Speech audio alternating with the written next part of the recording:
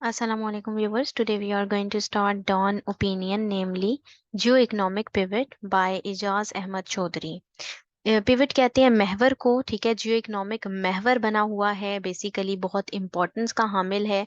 क्योंकि जियो इकोनॉमिक्स के थ्रू ही जो है वो जियो पॉलिटिकल अपनी पोजीशन को जो है वो तमाम कंट्री स्ट्रॉन्ग कर सकते हैं। स्पेसिफिकली पाकिस्तान के कॉन्टेक्स्ट में देखें तो एक महवर की तरह ही है जियो इकोनॉमिक्स पाकिस्तान के लिए। ठीक है, लेकिन ये कोल्ड वॉर की स्ट्रैटेजी से ज़रा डिफरेंट है। और पाकिस्तान को इसमें आपको सजेस्ट किया जाएगा आर्टिकल में यही कि चाहिए कि पाकिस्तान को के चैलेंजेस अपॉर्चुनिटीज से निपटने के लिए जो है जियो इकोनॉमिक्स पर फोकस करे, ताकि जियो पॉलिटिकल अपनी स्ट्रैटेजी को भी वो स्ट्रॉन्ग कर सके।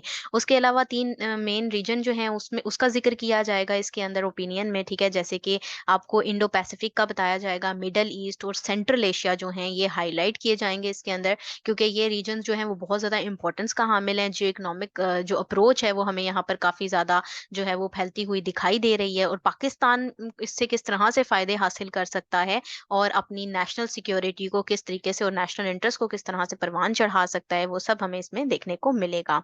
ठीक है, तो पाकिस्तान को यही चाहिए कि वो इस अप्रोच को जो है वो प्रॉपर तरीके से फॉलो करे और इस महवर के गिर्द जो है वो घूमते हुए फायदे हासिल करे। इसको स्टार्ट करने से पहले इसमें मौजूद कुछ डिफिकल्ट टर्म्स, कुछ डिफिकल्ट वर्ड्स हैं, उनको हम अंडरस्टैंड कर लेते हैं। हमारे पास जो सबसे पहली टर्म आ रही है वो है जियो इकोनॉमिक्स। जियो इकोनॉमिक्स होता है जिसके अंदर ना जियो पॉलिटिकल ऑब्जेक्टिव्स को जो है वो यूज करने के लिए, अचीव करने के लिए इकोनॉमिक इंस्ट्रूमेंट्स का इस्तेमाल किया जाता है, जैसे कि ट्रेड हो गया, इकोनॉमिक पावर हो गई, इन्वेस्टमेंट हो गई, सैंक्शंस हो गई। उसके अलावा एचेलॉन्स आ जाते हैं। एचेलॉन से मुराद डिफरेंट लेवल ऑफ ऑर्गेनाइजेशंस हैं। ठीक है, टेंडम आता है। टेंडम का मतलब होता है इकट्ठे मिलकर काम करना, एक दूसरे के साथ मिल बांट कर काम करना। पिवट आ जाता है। पिवट जो है इससे मुराद एक शिफ्ट है, एक स्ट्रैटेजिक शिफ्ट की तरफ रेफर कर रहा है ये।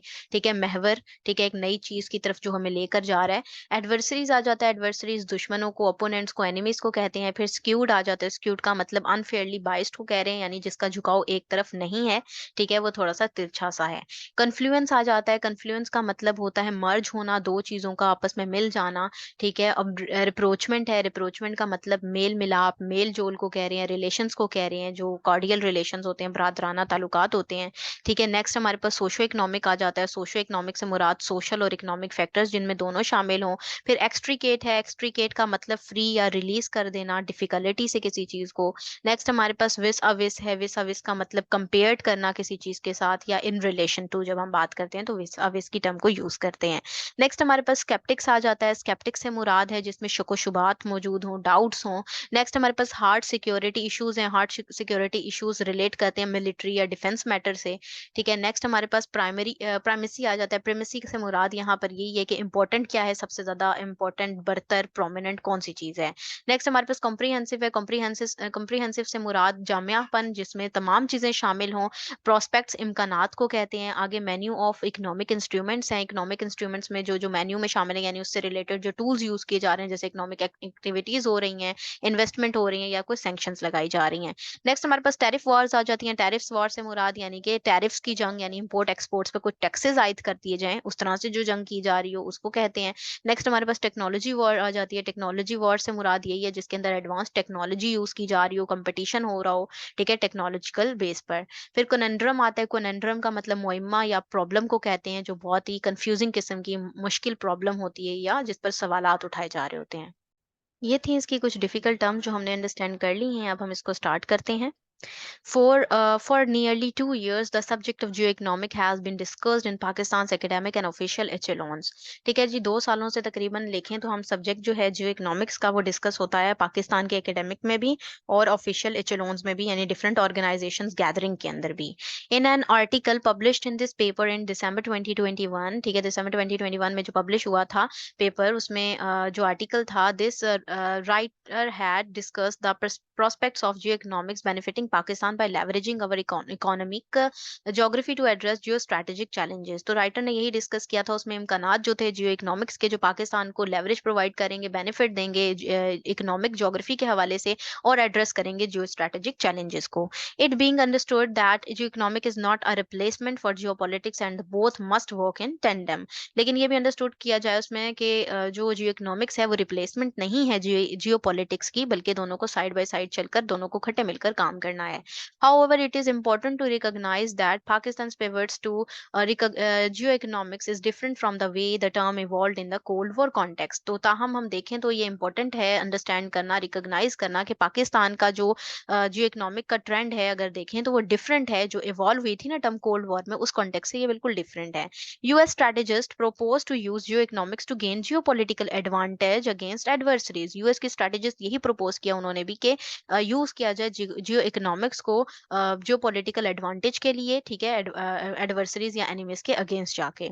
N elaborate menu of economic instruments was developed, ठीक है, एलेबोरेट मेन्यू भी तैयार हुआ जैसे कि इकोनॉमिक इंस्ट्रूमेंट्स जो डेवलप्ड हुए थे, प्रोमोटिंग और ब्लॉकिंग इन्वेस्टमेंट, मार्केट एक्सेस और infrastructure projects and imposing economic sanctions, tariff Wars and technology Wars, ठीक है, जैसे कि ब्लॉकिंग की जाती है, प्रमोट की जाती है इन्वेस्टमेंट या ब्लॉक कर दी जाती हैं, मार्केट एक्सेस दी जाती है या फिर इंफ्रास्ट्रक्चर प्रोजेक्ट चलते हैं या इम्पोज की जाती हैं sanctions, economic sanctions, tariff Wars चलती हैं या फिर टेक्नोलॉजिकल वॉर्स चलती हैं।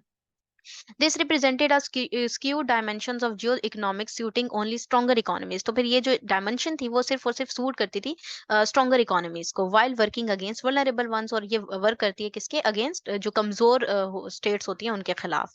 This is not the geo economics pivot to which Pakistan aspires. लेकिन ये वो वाला जियो इकोनॉमिक पिवट नहीं है, महवर नहीं है जो पाकिस्तान जिसकी ख्वाहिश रखता है। For Pakistan the pivot to geo economic would mean benefiting from our unique economic geography. इस पाकिस्तान के लिए इस जो इकोनॉमिक्स का महवर से मुराद यही है कि बेनिफिट हासिल करे अपनी यूनिक इकोनॉमिक ज्योग्राफी को देखते हुए। Pakistan is at the confluence of three major theatre of global contestation, ठीक है, जो तीन जो कंटेस्ट हुए हैं मुकाबले वाले इलाके हैं, तीन मेजर थिएटर हैं, पाकिस्तान उनमें कन्फ्लुएंस किया हुआ है। First is the Indo Pacific region, पहला इंडो पैसिफिक रीजन है विच extends from Japan through the Pacific and Indian ocean, जो कि कहाँ से शुरू होता है, जापान से एक्सटेंड करता है पैसिफिक और इंडियन ओशन तक, और ends up in India to our east, और एंड होता है वो इंडिया पर जो कि हमारे ईस्ट में है। The region is at the heart of the ongoing US China competition. Region जो है हार्ट में है यूएस चाइना के कंपटीशन में भी, जो आपको नजर आ रहा है कंपटीशन ऑनगोइंग है।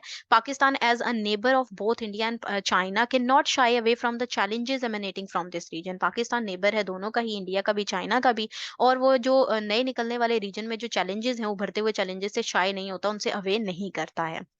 Second in the is the Middle East, which extends from North Africa across the Arab heartland and ends in Iran to our southwest. दूसरा जो है वो मिडल ईस्ट है जो एक्सटेंड करता है नॉर्थ अफ्रीका से अरब हार्ट की तरफ, उसके बाद एंड होता है वो ईरान में जो कि हमारे साउथ वेस्ट की तरफ है।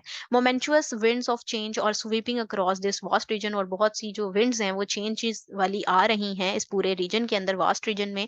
We can witness these in the Iran so the rapprochement brokered by China, जैसे कि हम विटनेस हैं इस चीज को देख सकते हैं कि जो ईरान और सऊदी अरब की का मेल मिलाप दोबारा से हुआ है, रिप्रोचमेंट हुई है, ताल्लुकात बहाल हुए हैं जो कि ब्रोकेट किए हैं चाइना ने, waning US influence in the region, और उसने जवाल पजीर कर दिया है यूएस के इन्फ्लुएंस को रीजन के अंदर। And the Israel Hamas conflict which has disrupted the Arab Israel normalisation process, और जो है वो इसराइल हमास का जो कॉन्फ्लिक्ट है उसने डिसरप्ट किया है अरब इसराइल नॉर्मलाइजेशन प्रोसेस को। As a neighbour of Iran and located in the vicinity of Gulf countries, ठीक है, नेबर ऑफ ईरान के तौर पर देखें जो लोकेटेड है या फिर विसिनिटी है, नजदीक है, आसपास में है गल्फ कंट्रीज के, इंक्लूडिंग सऊदी अरेबिया जिनमें शामिल है, ठीक है, which it self is under going a socio economic transformation of historic proportions, ठीक है, जिनमें जो सोशो इकोनॉमिक हमें ट्रांसफॉर्मेशन देखने को मिल रही है, चेंजेस आ रही हैं हिस्टोरिक प्रोपोर्शंस में, हम देख सकते हैं तरतीब चेंज हो रही है।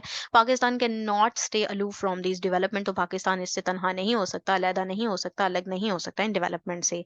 अ fresh approach to connecting can open up a new world, ये जो फ्रेश अप्रोच है वो कनेक्ट कर रही है और कर सकती है, एक नई वर्ल्ड को ओपन अप कर रही है। Third is the Central Asian region, तीसरा जो है वो सेंट्रल एशियन रीजन है which is connected to both Russia and China, जो कि रशिया और चाइना दोनों के साथ कनेक्ट होता है। And straddles the energy and the mineral rich lands down to Afghanistan, और ये तमाम एनर्जी और मिनरल रिच जो लैंड्स है उनको अफगानिस्तान की तरफ ले आता है, ठीक है, पाकिस्तान नॉर्थ वेस्ट नेबर, ठीक है, जो पाकिस्तान के नॉर्थ वेस्टर्न नेबर भी बनते हैं। Russia sees the this region as its backyard, और जो रशिया है वो इस रीजन को जो है अपने बैकयार्ड के तौर पर यानी कि पीछे के सहन के तौर पर लेता है। While China and Turkey are both seeking to extend their influence, और चाइना और तुर्की जो है वो दोनों ही उसमें एक्सटेंड देख रहे हैं, अपना इन्फ्लुएंस को एक्सटेंड करते हुए देख रहे हैं। Hitherto the US seems to be losing ground, और यहाँ पर साथ ही साथ यूएस जो है वो दिखाई देता है ग्राउंड लूज करते हुए। Any changes across central Asia, कोई भी चेंजेस होती हैं सेंट्रल एशिया में से अक्रॉस जाती हैं, पर्टिकुलरली इन अफगानिस्तान अफगानिस्तान में खसूसी तौर पर हम देखते हैं, are bound to be of direct concern of to Pakistan, तो वो डायरेक्ट कंसर्न करेगी पाकिस्तान के लिए. While this economic geography is throwing up geostrategic challenges as major power competition intensifies in all the three regions, और साथ में जो इकोनॉमिक जो हम इकोनॉमिक ज्योग्राफी देखें तो वो जियो स्ट्रैटेजिक चैलेंजेस को थ्रो भी कर रही है, मेजर पावर कंपटीशन को इंटेंसिफाई कर रही है, शिद्दत दे रही है इन तमाम रीजन्स के अंदर तीन. ठीक है, there will also be opportunities which Pakistan can avail only if it place its geo economic hands in tandem with pursuing its geo political goals while understanding its limitation. जहां पर हम देखेंगे कि अपॉर्चुनिटीज जो है पाकिस्तान अफेल कर सकता है अपनी जियो इकोनॉमिक्स के हवाले से, दोनों को साइड बाय साइड लेकर चलता है. ठीक है, जियो पॉलिटिकल गोल्स को परस्यू करने के लिए जियो इकोनॉमिक को इस्तेमाल करता है और फिर अंडरस्टैंड भी रखता है उसकी लिमिटेशंस को. These challenges and opportunities have been discussed at length in a recent booklet. ठीक है, ये challenges हो गई, ये opportunities हैं, ये डिस्कस की गई हैं लेंथ में ही एक बुकलेट के अंदर जो रिसेंट हुआ है. ठीक है, पाकिस्तान जियो इकोनॉमिक पिवट के नाम से, authored bye Moid Yusuf and Rabia Akhtar. ठीक है, मोइद अख्तर और रबिया अख्तर ने इसको लिखा है. ठीक है, which was discussed at a recent conference in Islamabad. ठीक है, जो डिस्कस्ड हुई थी रिसेंट कॉन्फ्रेंस में इस्लामाबाद में. When the concept of geoeconomics was introduced in the National Security Policy 2022, जो concept है geoeconomics का वो introduce हुआ था national security policy में 2022 में, skeptics felt that geoeconomics cannot work without first addressing Pakistan geopolitical realities. तो उन्होंने skeptics ने जो शुबहत रखते थे उन्होंने यही फील किया कि पाकिस्तान में जो geoeconomics है वो तब तक वर्क नहीं कर सकता जब तक वो पाकिस्तान जो है geopolitical realities के challenges से एड्रेस ना कर ले, इंटरनली भी और एक्सटर्नली भी. That is the so called hard security issues, जो कि क्या है, so called hard security issues हैं, यानी कि मिलिट्री से रिलेटेड इश्यूज हैं. This is a valid observation, ये एक वैलिड ऑब्जर्वेशन है. ठीक है, हाउएवर ताहम to keep potential geo economic gains unharvested until we make progress on the geopolitical and security agenda may not deliver the hard security Pakistan is looking for. ठीक है, तो ये ताहम ये पोटेंशियल जो है जियो इकोनॉमिक्स की वो गेन नहीं हो सकती, अनहार्वेस्ट रहेगी जब तक ये जो प्रोग्रेस है जियो पॉलिटिक्स में या सिक्योरिटी एजेंडा के हवाले से डिलीवर नहीं हो जाती, जो हॉट सिक्योरिटी पाकिस्तान जिसके लिए लुक कर रहा है, सर्च में है. इन फैक्ट दर हकीकत geo economic approach can help Pakistan extricate itself from the security centric agenda that it has with three of its four neighbours. ठीक है, अब हम देख सकते हैं कि कंट्रास्ट में देखें तीन नेबर से, जो पाकिस्तान के तीन से चार जो नेबर्स बनते हैं उसके हवाले से पाकिस्तान खुद भी अगर इस अप्रोच को उस तरीके से प्रॉपर जो है वो फॉलो नहीं करता तो तब तक इसका उस तरह से फायदा नहीं होगा. Fresh thinking is needed regarding how the changes happening in these three regions can be transformed into economic opportunities that would benefit us economically as well as build international stakes in Pakistan stability. तो fresh thinking यही है, ज़रूरत है उसकी सोचने की कि किस तरह से changes जो हैं वो happening हो रही हैं. ठीक है, इन तमाम तीन regions के अंदर transformation आ रही हैं, changes आ रही हैं, economic opportunities भी हैं जो हमें benefit करेंगी economically भी और साथ ही साथ internationally भी पाकिस्तान को stable होने का मौका मिलेगा. A fresh approach to connectivity, development, partnership and regional trade can open up a whole new world for us. तो एक जो fresh approach है connectivity की, development, partnership की और regional trade की, ये पूरी दुनिया का एक नया सा एक open कर रही है, रास्ता खोल रही है. दिस में नॉट बी इजी, तो ये इजी नहीं हो सकता. Change of mindset is always challenging, क्योंकि जो चेंज ऑफ माइंडसेट होता है वो हमेशा से चैलेंजिंग होता है.